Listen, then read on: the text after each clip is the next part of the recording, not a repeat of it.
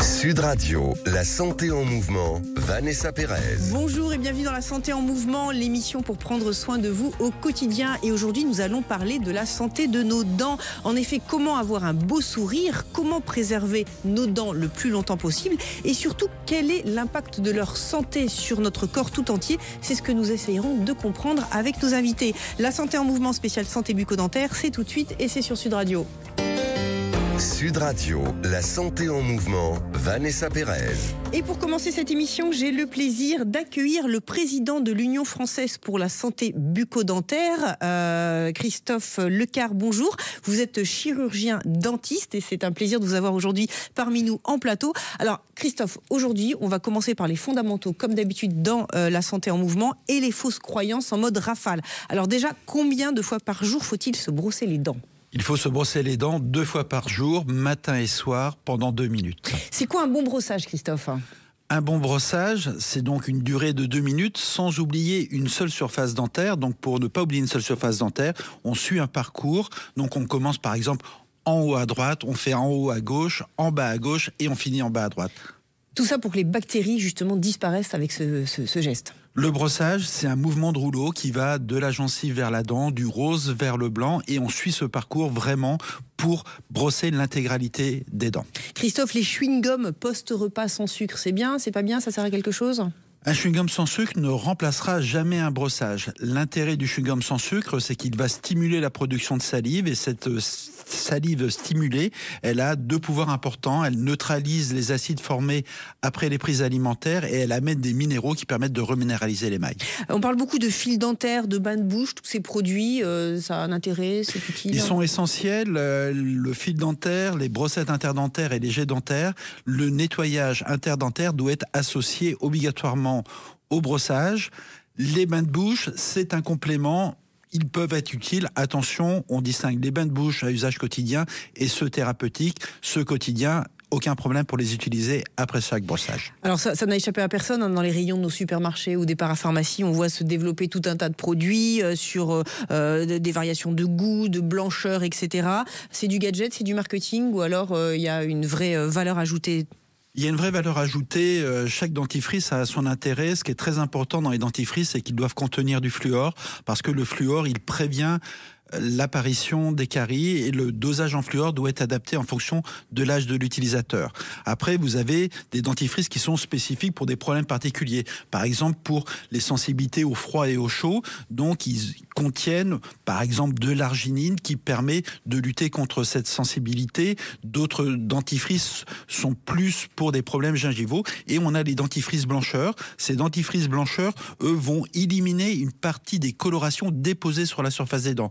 Ils ne vont pas modifier la teinte des dents, mais simplement éliminer les colorations liées à nos habitudes de vie, tabac, café, thé et tout ce qui est tannique qui se dépose sur la surface de l'émail. Vous parliez des dentifrices blancheurs, mais là, il n'y a pas un leurre, effectivement, avec certains pigments qui permettent de mieux prendre la lumière et de donner un sourire un peu plus éclatant ? Il existe différentes technologies. Certains dentifrices vont jouer sur le contraste entre les gencives et les dents en colorant en rouge les gencives. Donc on va augmenter le contraste avec les dents et donner une impression de dents plus claires. J'en viens aux brosses à dents électriques. Est-ce qu'elles sont vraiment plus efficaces que les brosses à dents manuelles, Christophe ? Une brosse à dents électrique, elle permet d'éliminer environ 2 fois plus de plaques dentaires qu'une brosse à dents manuelle. La plaque dentaire, c'est cet enduit mou collant qui est composé de salive et de bactéries qui se forment après chaque prise alimentaire. Et la brosse à dents électrique, elle élimine plus, donc pour une même durée par rapport à un brossage manuel. Et en plus, ces brosses à dents électriques, elles sont équipées d'un minuteur. Et le plus souvent, les brosseurs électriques respectent ce temps, à l'inverse du brossage manuel qui est de 47 secondes environ en France. Donc on a un brossage qui est plus efficace avec une brosse à dents électrique et qui va durer plus longtemps. Alors dernière croyance, hein, les enfants qui rechignent parfois à se laver les dents, un conseil, une recommandation ? C'est essentiel pour les enfants de se brosser les dents parce que le risque de carie, il apparaît dès que les dents elles sont présentes en bouche. Et un enfant qui a des caries sur des dents de lait a 4 fois plus de risque d'avoir des caries sur des dents définitives. Donc il faut que ça devienne une habitude de l'hygiène quotidienne. Donc matin et soir, les parents doivent encadrer leurs enfants pour le brossage. Et alors là-dessus, vous avez un événement particulier qu'il ne faut pas manquer, MT Dents ? MT Dents, c'est un programme de l'assurance maladie. Jusqu'à présent, ces invitations de 3 à 24 ans étaient tous les 3 ans. Et à partir du 1er avril, le MT Dents devient annuel. Donc, chaque enfant et jeune adulte de 3 à 24 ans pourra bénéficier d'une visite de contrôle chez le praticien de son choix. Et cette visite de contrôle sera sans avance de frais.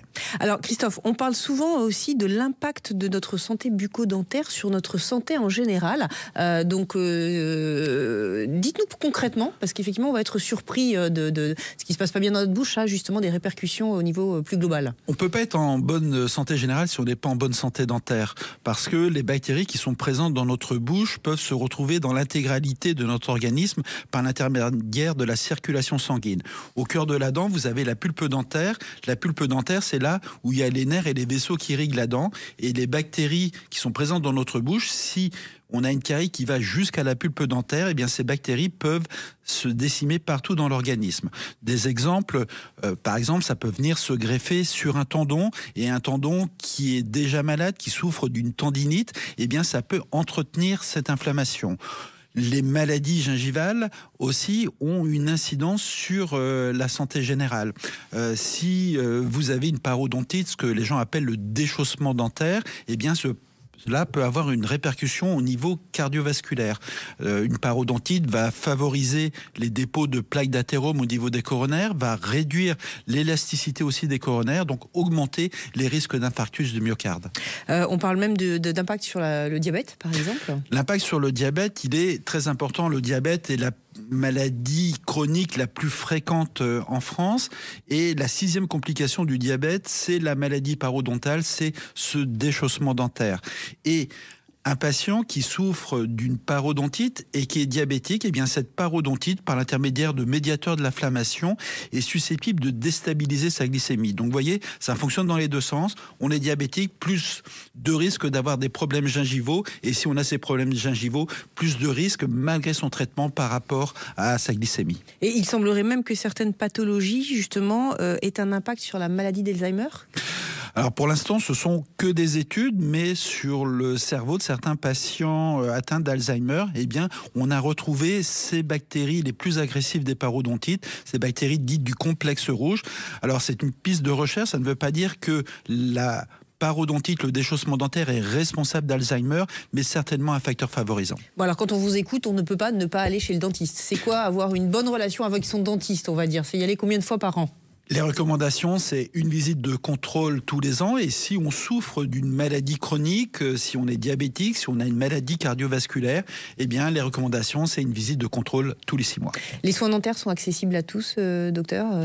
Les soins dentaires sont accessibles à tous parce que environ 70% de notre activité qui concerne les détartrages, les soins, les extractions sont pris en charge intégralement avec l'assurance maladie et nos mutuelles complémentaires. Ensuite, en ce qui concerne la prothèse et d'autres types de soins, eh bien, un devis vous sera émis par votre chirurgien dentiste et que vous pourrez soumettre à votre assurance complémentaire. Enfin, on parle aussi de beaucoup de déserts médicaux, et il y a beaucoup de centres de soins aussi où les résidents n'ont pas forcément accès. Est-ce qu'il y a des solutions justement pour pallier Il y a des problèmes de démographie professionnelle parce que il y a une mauvaise répartition sur l'ensemble du territoire national. Pas de solution réellement pour le moment. On a vu fleurir dans beaucoup de villes l'apparition de ces centres dentaires. Ces centres dentaires permettent de répondre à quelques urgences, mais comme partout, il peut y avoir des problèmes, et vous avez entendu parler de tous ces dérives des centres dentaires avec des surtraitements, des traitements mal réalisés. Donc attention. Actuellement, le législateur est en train de réguler puisque la création de centres dentaires ne se fait plus aussi simplement. C'était des officines qui avaient pour but de faire de l'argent, qui se voulaient concurrentielles par rapport aux honoraires pris dans les cabinets libéraux. Aujourd'hui, il n'y a plus de différence notable entre les tarifs pratiqués dans les cabinets libéraux et dans les centres dentaires. Donc être vigilant vraiment quand on voit écrit en clignotant sur un support centre dentaire, avoir un peu de recul et peut-être partager l'expérience, un retour d'expérience avant de pousser la porte. Oui, il faut faire attention. Souvent des jeunes praticiens qui travaillent dans ces centres, de jeunes praticiens qui parfois ont eu aussi leur diplôme dans d'autres pays de l'Union européenne. Tous les centres dentaires ne sont pas mauvais, hein, c'est pas du tout ce que je veux dire, mais quelques vigilances parce que il y a eu quand même de nombreux problèmes dans ces centres. Alors, votre métier est aussi impacté et travaille de plus en plus avec l'intelligence artificielle. Quels bénéfices vous pouvez en tirer et comment elle vous accompagne aujourd'hui ? L'intelligence artificielle va arriver bien sûr dans nos cabinets pour l'analyse des radiographies, puisque on a beaucoup de données et donc l'intelligence artificielle, elle fonctionne si elle a beaucoup de données et si elle peut apprendre avec toutes les données. Et là où on a le plus d'informations, c'est au niveau de nos radios. Et donc, l'intelligence artificielle va permettre de déceler la présence de caries, la présence d'infections au niveau des extrémités des racines dentaires, aussi au niveau de la dermatologie buccale. Quand on a des lésions au niveau de la bouche, eh bien cette intelligence artificielle nous permettra de nous aider dans le diagnostic. C'est quelque chose que les dentistes en libéral peuvent utiliser aujourd'hui dans un cabinet. C'est accessible ou Oui, c'est déjà accessible. C'est tout à fait accessible en ce qui concerne la radiographie. Il y a de plus en plus de sociétés qui proposent ces solutions pour les cabinets dentaires. Et vous nous disiez en préparant cet entretien que notamment les résidents d'EHPAD peuvent en bénéficier. Au niveau de FSBD, on a mis en place donc un système avec un smartphone qui permet de prendre un film de la bouche des résidents des EHPAD et faire une télé-expertise de savoir si les soins sont urgents, si cela peut être réglé facilement par simplement des méthodes d'hygiène pour améliorer la santé des résidents. Donc ça a un véritable intérêt du point de vue économique par rapport aux EHPAD pour ne pas déplacer obligatoirement du personnel vers un cabinet dentaire avec un résident. Donc actuellement, ça reste une expérimentation en santé. Et donc l'avenir en tout cas est sur le développement de l'intelligence artificielle dans les cabinets dentaires. Docteur, les réseaux sociaux ont de plus en plus d'influence sur certains patients qui viennent vous voir ou qui ne viennent plus vous voir. Je pense notamment à ces fameux aligneurs que l'on voit de plus en plus, qui sont des gouttières qui permettent d'avoir, semble-t-il, un sourire extraordinaire et bien aligné. Est-ce que vous avez un message soit de prévention ou de vigilance sur ce sujet ? Les aligneurs sont une bonne technique, hein. Ils permettent de déplacer les dents, mais attention, les aligneurs ne sont pas adaptés à tous les déplacements dentaires. Et puis, il faut rappeler que déplacer une dent, ce n'est pas anodin. Il faut que le support osseux soit suffisant, et donc il faut une analyse qui soit faite. Et donc, déplacer des dents, ça peut être un acte esthétique, mais c'est un acte d'esthétique médicale. Donc, il doit être obligatoirement encadré par un professionnel de santé. Et donc, on ne peut pas faire simplement ces empreintes chez soi avec un kit que l'on reçoit et puis ensuite recevoir ces aligneurs, ces gouttières et les changer régulièrement comme l'indique l'intelligence artificielle, puisque c'est une intelligence artificielle qui va établir le plan de traitement parce qu'il n'y aura pas eu d'examen au préalable de la bouche, savoir si on pouvait, avec les aligneurs, déplacer les dents et savoir s'il y avait vraiment suffisamment de support osseux. Parce que le risque, si le support osseux n'est pas suffisant, c'est de perdre ses dents liées au déplacement provoqué par les aligneurs. Merci beaucoup, docteur. Je rappelle que vous êtes vice-président et porte-parole national de l'UFSBD. Restez avec nous dans quelques instants. Vous découvrirez comment révéler la beauté véritable de votre sourire. La santé en mouvement, ça continue dans quelques instants et c'est sur Sud Radio.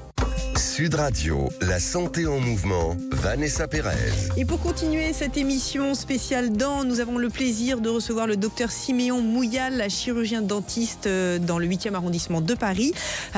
Pour Siméon, chaque sourire est le fruit d'une analyse minutieuse, bien au-delà d'un simple geste cosmétique. Siméon, bonjour. Bonjour. On est ravis de vous avoir en plateau. Alors, pour commencer, comment vous définiriez l'importance d'un sourire dans l'image personnelle et professionnelle aujourd'hui ?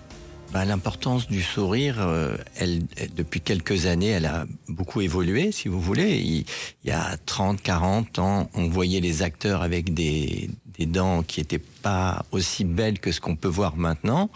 Et avec l'évolution de la chirurgie esthétique et de l'importance de l'esthétique en général, chez nous, dans notre profession, on a suivi le mouvement et on commence, enfin depuis quelques années déjà, à faire tout ce qui est cosmétique pour améliorer le sourire.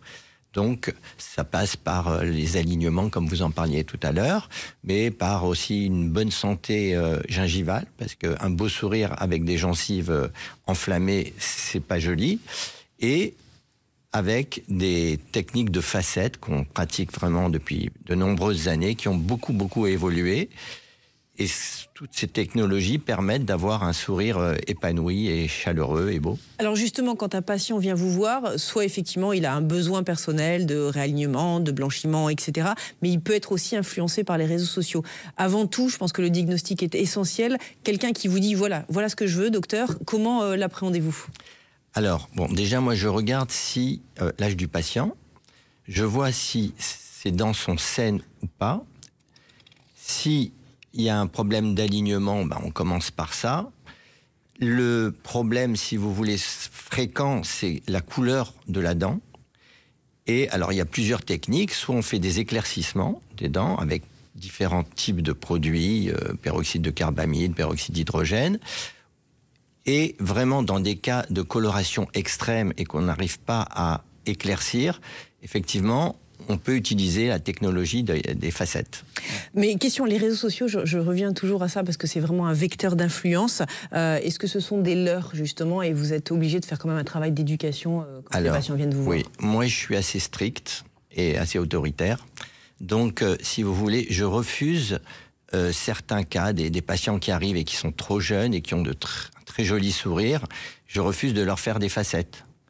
La plupart du temps, les patients, effectivement, sont influencés par les réseaux parce que la plupart des influenceurs font des facettes extrêmement blanches, extrêmement opaques, et les critères de beauté, si vous voulez, d'un sourire ne passent plus par l'aspect naturel d'un beau sourire. Maintenant, le côté fake, un peu faux, ne dérange plus les gens. C'est vrai. Et c'est terrible. Tout à fait. Alors, il y a deux approches qu'on appelle les facettes et les couronnes. Réexpliquez-nous, les facettes, c'est pour qui, comment ça fonctionne, et les couronnes, c'est pour qui et comment ça fonctionne. Alors, la facette, c'est vraiment uniquement cosmétique. C'est-à-dire qu'on va mettre juste sur une face de la dent, la face visible de la dent, donc la face vestibulaire, ça s'appelle, une pellicule de céramique. Alors, il y a 20 ans, on faisait des facettes qui faisaient 1,2, 1,3 mm d'épaisseur.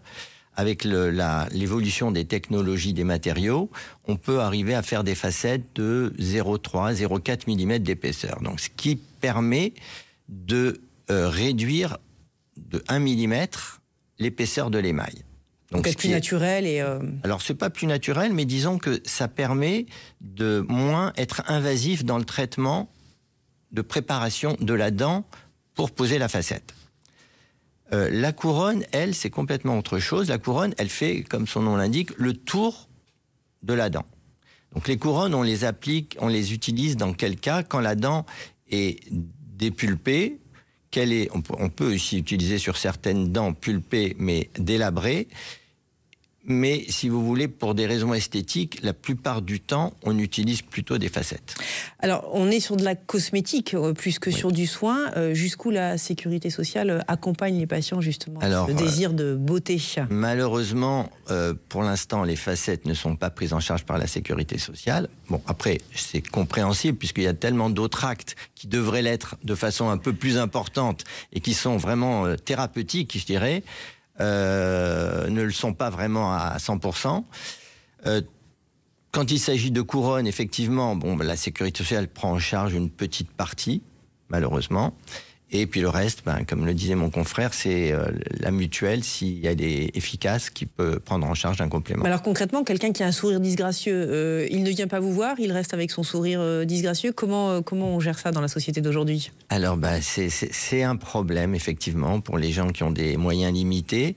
Ils ne peuvent pas se permettre d'améliorer comme ça. Bon, alors effectivement...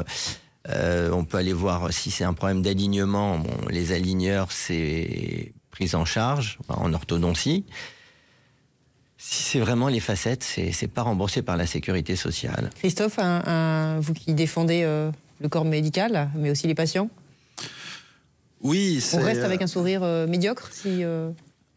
Alors, ce qui est important, c'est de comprendre qu'on peut avoir un beau sourire tout au long de sa vie et qu'il faut en prendre soin. Et donc, ça passe d'abord par la prévention. Ensuite, si on est réellement par rapport à une forme ou une couleur qui est disgracieuse, malheureusement, il n'y a pas de solutions qui, économiquement, sont prises en charge actuellement par l'assurance maladie. Parce que on est sur de l'esthétique médicale, mais on n'est que sur de l'esthétique.